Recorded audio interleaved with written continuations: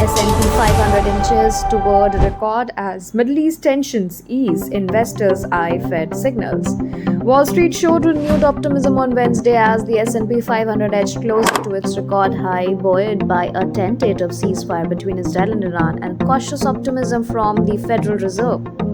The benchmark index rose modestly, now just 0.6% shy of its all-time peak set in February, while the tech-driven Nasdaq Composite trails its own record by 0.8%. A sense of calm returning to global markets helped buoy investor sentiment despite minor violations reported in the recently brokered ceasefire.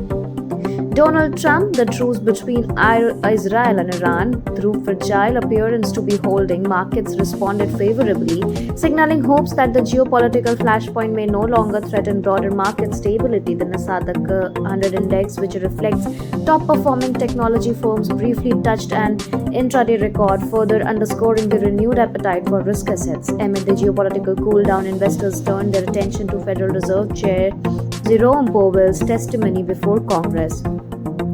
Powell reaffirmed the central bank's data-dependent stance, noting that tariff-included inflationary pressures warrant a wait-and-watch approach to interest rates. However, Powell signaled flexibility, acknowledging the softer inflation readings or labor market weakness could accelerate rate cuts. Echoing Powell's measured tone, Boston Fed President Susan Collins remarked that the trajectory of price shocks from new tariffs would heavily influence future monetary decisions.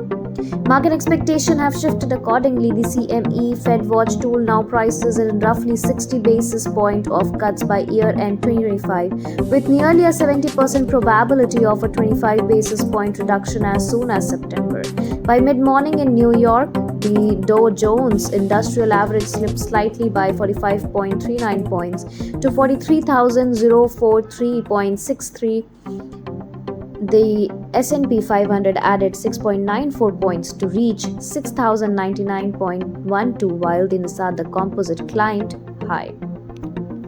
Despite the upward movement in the headlines inclines, 9 of the S&P 500's 11 major sectors traded lower. Real estate and utilities both fell by 0.7%, while the information technology sector rose 1.1%, led by gains in heavyweight stocks like Nvidia.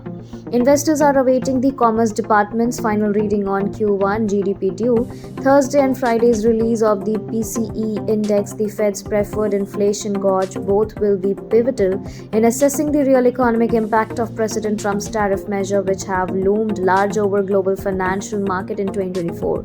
On the NYSE, decliners outnumbered advancers by a 2-to-1 ratio, a pattern mirrored on the Nasdaq. The S&P 500 recorded 20 new 52-week high against 3 new lows, while the Nasdaq Composite notched 70 new highs and 33 lows, reflecting selective but strong investor enthusiasm, especially in tech and innovation sector.